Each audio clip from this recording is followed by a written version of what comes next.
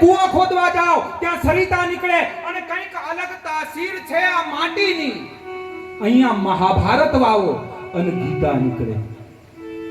કાકા બાપાના છોકરાના કજિયાનું વાવેતર થાય તો એમાંથી ગીતા જેવું જ્ઞાન નીકળે. આ એ દેશ છે. किसी को घर मिला हिस्से में या कोई दुका आई, मैं घर में सबसे छोटा था, मेरे हिस्से में मां आई. અને એનાથી આગળ મનોહર રાણા એક શેરમાં એવું કહે છે કે એ અંધેરે દેખ લે मुंह तेरा काला हो गया. ए अंधेरे देख ले कि मुंह तेरा काला हो गया. माँ ने आंखें खोल दी और घर में उजाला हो गया. माँ ने आंखें खोल दी और घर में उजाला. એની આંખ ખુલે અને અજવાળું થાય. એક નાનકડો પ્રસંગ મને અહીંયા યાદ આવે. આ માં અને દીકરાનો પ્રેમ કેવો હોય સાહેબ. ગામડું ગામ અને ગામડા ગામની અંદર એક એમ કહેવાય કે 10-12 વર્ષનો દીકરો જે છે એ પોતાના ઘરની બહાર પોતાની ઓસરીમાં સૂતો છે.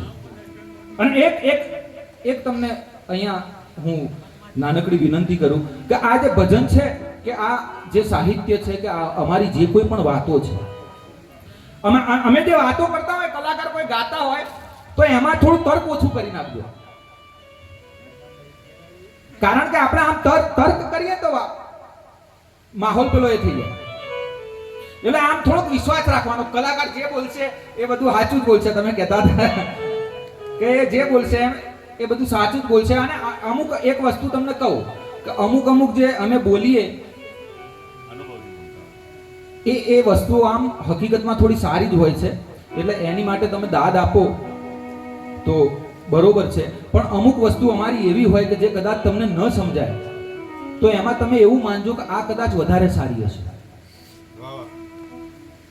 આ કદાચ એના કરતા વધારે સારી. ઇસ્લામની અંદર એક પુસ્તક છે અને દરેક ગુરુ પોતાના શિષ્યને એ પુસ્તક આપે છે. અને દરેક ગુરુ પોતાના શિષ્યને એ કહે છે કે તું બીજું બધું જ વાંચે, કુરાન વાંચે, બીજી જેટલી પણ ઇસ્લામની કિતાબો છે તારે વાંચવી હોય તો વાંચજે, પણ દિવસમાં એક વખત તું આ પુસ્તકને અચૂક વાંચજે. અને એ પુસ્તકના વિષયમાં આશ્ચર્યજનક બાબત એ છે, એ પુસ્તકના વિષયમાં મહત્વની બાબત એ છે કે એ જે પુસ્તક છે ને એ પહેલાથી માંડી અને છેલ્લા પાના સુધી કોરું ઠાકોર છે. એમાં એક પણ શબ્દ નથી, એમાં એક પણ અક્ષર નથી. એનો કહેવાનો અર્થ ખાલી એટલો છે, ખાલી થઈ જાઓ. તમે ખાલી થઈ જાઓ, તમે ભરાઈ જાઓ. હા, જે અહીંયા ખાલી થઈ જાય. मिटा दे अपनी हस्ती को कि घर कुछ मर्तबा चाहे, मिटा दे अपनी हस्ती को घर कुछ मर्तबा चाहे, दाना खाक में मिलके गुले गुलजार होता है. એક બીજને ઉગવું હોય ને તો એની માટે એને ખાખમાં મળી જવું પડે, એને ધૂળ થઈ જવું પડે. આ વિષય એવો છે. એટલે માં વિશે હું જે વાત કરતો હતો. અને હું એક બીજી વસ્તુ એ કહી દઉં કે વાતો અમારી કદાચ સાચી હોઈ શકે, વાતો અમારી કદાચ ખોટી હોઈ શકે. અને અમુક વસ્તુ શું દ્રષ્ટાંત હોય. માની લો કે આ જે સસલા અને કાચબા વાળું જે દ્રષ્ટાંત છે, હવે એ બન્યું ના હોય. એક ગુરુને એક વખત એક શિષ્ય ગુરુની પાસે ગયો અને ગુરુની પાસે જઈ અને પેલા ચેલાએ કીધું કે ગુરુજી આ તમે મને ઉપદેશમાં આ વાત કહી, પણ આ વાત ક્યાંય ઇતિહાસમાં કોઈ શાસ્ત્રમાં કે કોઈ જગ્યાએ આ વાતનો ઉલ્લેખ નથી. તમે આવી રીતે ડાયરેક્ટ કહી દીધી આનો કોઈ ઉલ્લેખ નથી. એટલે પેલા ગુરુએ એમ કીધું કે ઉલ્લેખ ના હોય તો કરી લેજે, લખાયેલી ના હોય તો લખી નાખ. શાસ્ત્ર આપણે લખવાના છે ને, ના લખાઈ હોય તો લખી નાખ. સંત હોય, અધિકારી પુરુષ હોય ને એનો પાવર હોય સાહેબો. વેદ થકે બ્રહ્મા થકે અને થકે શારદા શેષ, गीता जी को गम नहीं वहां सदगुरु को उपदेश. એ ગુરુ પેલો કહે છે પણ ના બની હોય તો કઈ રીતે લખી નાખું? તો એ ગુરુએ કીધું કે નહોતી બની તો બનવી જોઈતી હતી. ના કેમ બની? એ ના બની તો એ બનવી જોઈતી હતી. એ નથી થયું તો એ થવું જોઈતું હતું. તમારે લખવું જોઈએ. અને આ દેશના જે શાસ્ત્રો છે, આ દેશના શાસ્ત્રો કોઈ ઇતિહાસ નથી. આ દેશના જે શાસ્ત્રો છે ને એમાં કોઈ ઇતિહાસ નથી. એ પુરાણ છે. અને પુરાણ અને ઇતિહાસનો ફરક એ હોય, ઇતિહાસ દાવો કરે છે કે આવું જ બન્યું, પુરાણ દાવો નથી કરતો કે આવું જ બન્યું. ગીતાનો જે ઉપદેશ છે, આપણને ઘણી વખત એવો પ્રશ્ન થાય કે કૃષ્ણએ મહાભારતના યુદ્ધની અંદર રહી અને આ ઉપદેશ આપ્યો કઈ રીતે? યુદ્ધ ચાલતું હોય, સામસામા બે સેનાપતિઓ આવી અને ઊભા થઈ ગયા હોય, શિખરણી અને પૌંડ્ર નામના શંખનો શંખનાદ થયો હોય, અને એ સમયે કૃષ્ણ જ્ઞાન આપે. આ બની કઈ રીતે શકે? પણ થોડુંક પ્રતીક સ્વરૂપે લઈ લઈએ, થોડાક તર્કમાં જો લઈ લઈએ વાતને, તો એ વાત જે છે ને એ ખાલી એક પ્રતીક છે. એ મને અને તમને એમ કહેવા માંગે છે કે આ જે જીવન છે ને એક યુદ્ધ જ છે. ત્યારે યુદ્ધ થયું ના થયું બરોબર, આ જીવન યુદ્ધ છે. અને આ જીવન રૂપી યુદ્ધની અંદર કોઈ કૃષ્ણ બનીને આવે, કોઈ સદગુરુ બનીને આવે, એની જરૂર છે. મૂળ વાત એ છે. પણ મા નામના પાત્રની હું વાત કરતો હતો કે રાત્રિના 2 વાગ્યાનો સમય થાય. દીકરો જે છે પેલી માનો 10-12 વર્ષનો દીકરો પોતાની ઓસરીની અંદર સૂતો છે. ઓસરી ની અંદર જે એક રૂમ છે, એ રૂમની અંદર એક ઓરડાની અંદર એની માં સૂતી છે. એની માં પાસે એનો 2-3 વર્ષનો એક ભાઈ સૂતો છે. એનો 2-3 વર્ષનો નાનો ભાઈ છે, એ સૂતો છે. અને બરોબર સમય બનવા કાળ એવું બને કે બરોબર રાતના 2 વાગ્યાના ટકોરા પડે, અને રાતના એ 2 વાગ્યાના સમયે પેલો જે દીકરો પોતાના ઘરની બહાર ઓસરીમાં બેઠો છે, એની સામે એક બહુ ભયંકર રાક્ષસ જેવો લાગતો એક માણસ આવી અને ઊભો રહી જાય. બરોબર 2 વાગે દીકરાની આંખ ખુલે. આંખ ખોલી અને દીકરો જુએ છે તો એક ભયંકર માણસ, એક રાક્ષસ જેવો માણસ, એક વિકરાળ માણસ પોતાની નજર સમક્ષ ઊભો છે. એમ કહેવાય કે જે પેલું હવા આવે અને પાંદડું ફળવા માંડે ને, એમ એ દીકરો ફફડવા માંડે, કાંપવા લાગે, થરુજવા લાગે. રાત્રિના 2 વાગ્યાનો સમય છે, 12 વર્ષની ઉંમર છે. એક ભયંકર માણસ આવી અને ઊભો છે. દીકરો કાંપવા લાગે, દીકરો ડરવા લાગે. એટલે પેલો જે માણસ છે દીકરાને કહે છે કે બેટા તું ડરીશ નહીં, હું કોઈ રાક્ષસ નથી, હું કોઈ ભૂત પ્રેત પણ નથી, તારે ડરવાની જરૂર નથી. એ 10 વર્ષનો દીકરો એ પેલા ભયંકર માણસને પૂછે છે, તો પછી તમે છો કોણ? તમે રાક્ષસ નથી, તમે ભૂત નથી, તો તમે કોણ છો? અને ત્યારે એ ભયંકર માણસ દીકરાને કહે છે કે બેટા હું યમરાજ છું. યમરાજ છો કે હા? પણ યમરાજ તો કોઈકનો જીવ લેવા માટે આવે, યમરાજ તો કોઈકને મારવા માટે આવે. યમરાજ આપણા ઘરે આવે એનું કારણ શું? એ કોઈક જીવ લેવા માટે આવ્યો હોય. મેં પહેલા કીધું કે વાતો સાચી હોઈ શકે, વાતો ખોટી હોઈ શકે, પણ વાતની અંદરથી નીકળતો જે મર્મ છે, જે બોધ છે, એ સાચો કે ખોટો ના હોય. બોધ તો બોધ હોય. આ ખાલી દ્રષ્ટાંત છે, બોધ છે. એ દીકરો પેલા યમરાજને કહે છે કે તમે કોનો જીવ લેવા માટે આવ્યા છો? યમરાજ કહે છે કે તારા ઘરની અંદર તારી માં સૂતી છે. દીકરો કહે છે કે હા, બસ હું એ માનો જીવ લેવા માટે આવ્યો છું. 12 વર્ષનો દીકરો, પણ દર્દ જે હોય છે દિલના એ આવીને બહાર બોલે છે. રહે જો મૌન આંખો તો, રહે જો મૌન આંખો તો આંખેથી અશ્રુની ધાર બોલે છે. અને ફકીરે હાલ જોઈને પરખ કરશો નહીં નાજીર, જે સારા હોય છે એમના તો બધા સંસ્કાર બોલે છે. જે સારા હોય છે એમના તો બધા સંસ્કાર બોલે છે.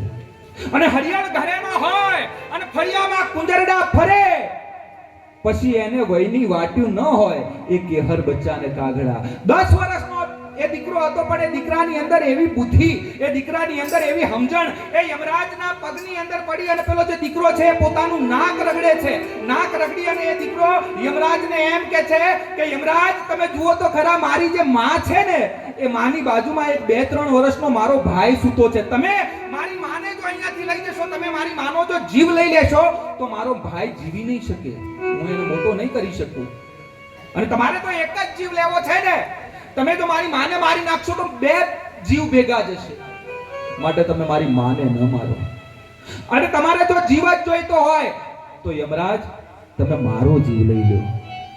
તમારા દરબારમાં તો જીવની જ જરૂર છે.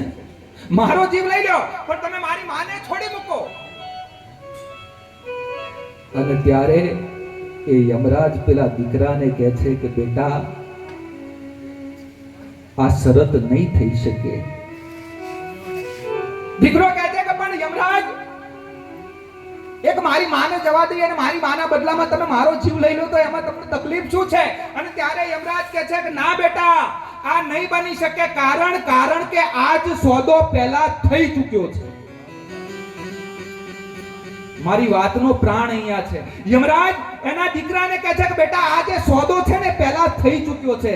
હું આવ્યો તો તારો જ જીવ લેવા હતો, હું તને જ લેવા માટે આવ્યો તો, પણ તારી માં જોઈ ગઈ, તારી માં જાગી ગઈ અને તારી માએ કહી દીધું કે મને લઈ જાઓ, મારા દીકરાને છોડી દો.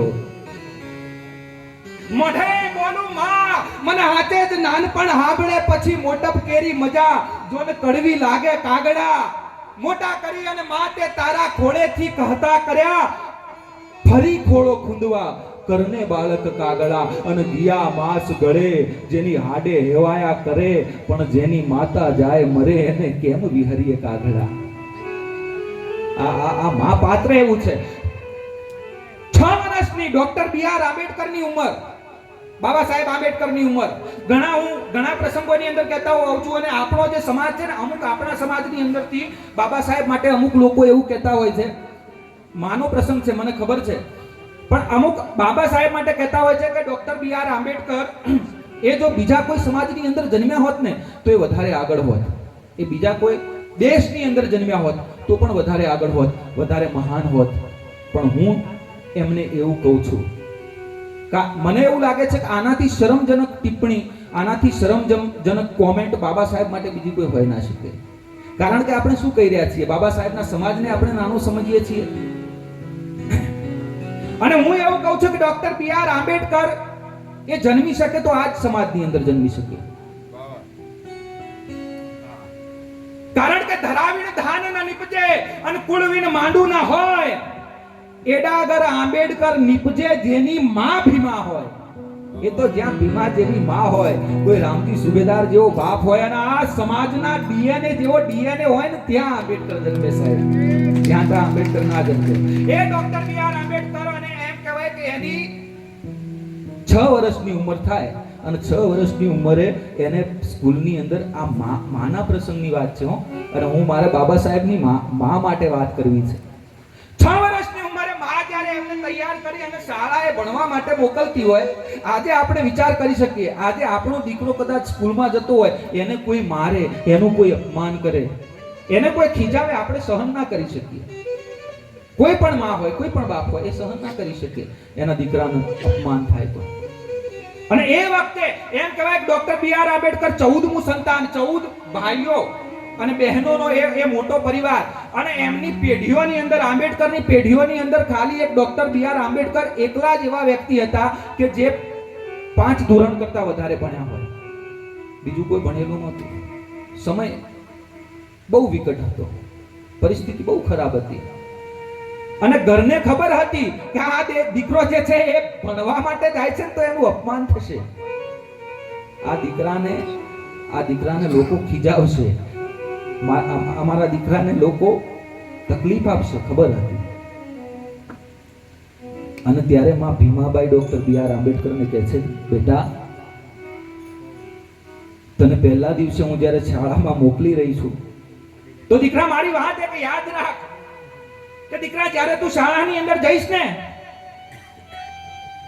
તારી સાથે ખરાબ વર્તન કરવામાં આવશે, તારું અપમાન કરવામાં આવશે, દીકરા તને ખીજાવવામાં આવશે, તારી સાથે લડવામાં આવશે, પણ બેટા તું લડતો નહીં. હો ભીમા, તું લડતો નહીં. તું લડી અને પાછો આવીશ ને, તું આ સમાજ માટે કંઈ નહીં કરી શકે.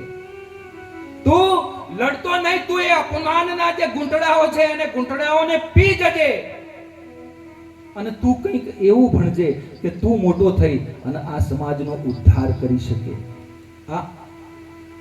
આ શિખામણ આપી શકે તો માં આપી શકે સાહેબ.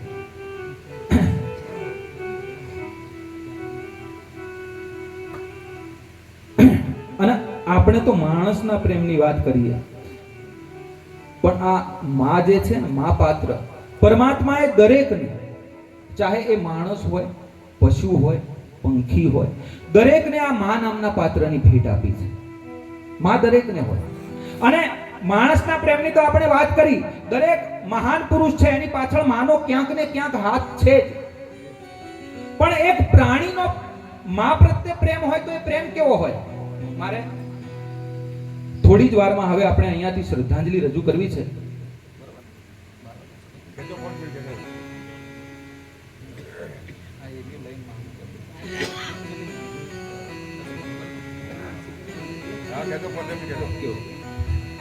આ એક નાનકડું દ્રષ્ટાંત તમને કહું કે એક પ્રાણીનો પણ મા માટેનો પ્રેમ કેવો હોય, અને એના પછી આપણે શ્રદ્ધાંજલિ કરીશું પૂજ્ય રેવીબાની, અને પછી મૌન પણ પાડીશું આપણે. એટલે અત્યારે જેમ છો ને એમના એમ બેઠા રહેજો હો. અત્યારે થોડી વાર માટે મારે આ પ્રસંગ કહી અને તરત જ શ્રદ્ધાંજલિ કરાવી છે અહીંયાથી. એક પ્રાણીનો મા માટેનો પ્રેમ કેવો હોય? ગામડું ગામ, અને એ ગામડા ગામની અંદર એમ કહેવાય એક મંદિર, કાળિયા ઠાકરનું મંદિર. રોજ સવાર પડે એટલે પેલો પૂજારી જે છે એ આમ ઉઠી અને કાળિયા ઠાકરનું એ મંદિર એટલે કાળિયા ઠાકરની આરતી કરે. એની પાસે એક ઢોલક છે, એ ઢોલક વગાડી અને પૂજારી કાળિયા ઠાકરની આરતી કરે. એમાં એકાદ દિવસ ઘટના એવી ઘટે, એ મંદિર જે છે એ મંદિરની બાજુમાં એક બકરાનો વાડો છે.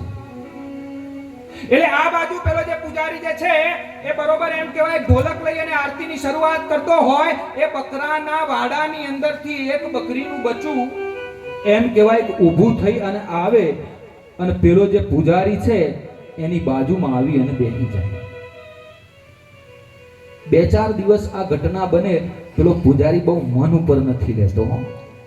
એને એમ થાય છે કે આ કદાચ આમ તેમ રખડતું હશે, ફરતું હશે, અને અનાયાસ કદાચ આવી અને બેહી જતું હશે. બરોબર, મન ઉપર નથી લેતો વાતને. પણ આ ઘટના જે છે એ વારંવાર બને. લગભગ 15 દિવસ સુધી આની આ ઘટના સતત રોજ પેલો પૂજારી જે છે એ ઢોલક લઈ અને આરતીની શરૂઆત કરે, અને પેલી બકરીનું બચ્ચું જે છે એ પૂજારીની બાજુમાં આવી અને બેસી જાય. એટલે 15મા દિવસે પેલો પૂજારી પેલા બકરીના બચ્ચાને પ્રશ્ન કરે છે. 15મા દિવસે પૂજારી બકરીના બચ્ચાને કહે છે કે એ બકરીના બચ્ચા, એ લવારા, હું રોજ આ ઢોલક લઈ અને આરતીની શરૂઆત કરું, હું રોજ આ ઢોલક વગાડું, અને તું મારી બાજુમાં આવી અને બેસી જાય છે, તો એનું કારણ શું છે? મારી બાજુમાં આવી અને બેસવાનું કારણ શું છે તને? અને પાછું બેસી અને એ બકરીનું બચ્ચું છે ને એની આંખની અંદરથી આમ આપણે જોઈએ તો આંસુની ધાર થતી હોય. એટલે પૂજારી એ બકરીના બચ્ચાને કહે છે કે રોજ તું આવી અને બેસી જાય. આપણે જાણીએ કે હરણ હોય ને, હરણ, તો એને સંગીત પ્રત્યે થોડોક પ્રેમ હોય, પણ તું તો હરણ નથી, તું તો બકરીનું બચ્ચું. તો તને ગમે છે શું? તને અમે આજે ગાઈએ છીએ આરતી એ ગમે છે? બકરીનું બચ્ચું કહે છે કે ના. તો તને આ મંદિર ગમે છે? બકરીનું બચ્ચું કહે છે કે ના. તને આ કાળિયા ઠાકરની મૂર્તિ ગમે છે? બકરીનું બચ્ચું કહે છે કે ના. તને આજે હું વગાડું એ ઢોલક ગમે છે? બકરીનું બચ્ચું કહે છે કે ના. તો પછી તને ગમે છે શું? અને ત્યારે એ નાનકડું બકરીનું જે બચ્ચું છે એ પેલા પૂજારીને જવાબ આપે છે કે પૂજારી, આ મંદિર કોનું છે એનો મને કોઈ ખ્યાલ નથી. આ મંદિરની અંદર મૂર્તિ કોની છે એનો પણ મને કોઈ ખ્યાલ નથી. આ તું જે ગાય છે આરતી, એની અંદર પણ મને કોઈ રસ નથી. તું જે વગાડે છે અને ઢોલક કહેવાય કે શું કહેવાય એ વાતનોય મને કોઈ ખ્યાલ નથી. પણ જ્યારે તું ઢોલક લઈ અને આરતીની શરૂઆત કરે છે અને હું તારી બાજુમાં આવી અને બેસી જાઉં છું, એનું કારણ ફક્ત ને ફક્ત એટલું કે તારા આ ઢોલકની આજુબાજુમાં જે બે પડી છે, ચામડાની બે પડી છે, એમાંથી જમણી નહીં પણ ડાબી સાઈડની જે પડી છે ને એ મારી માના ચામડાની પડી છે.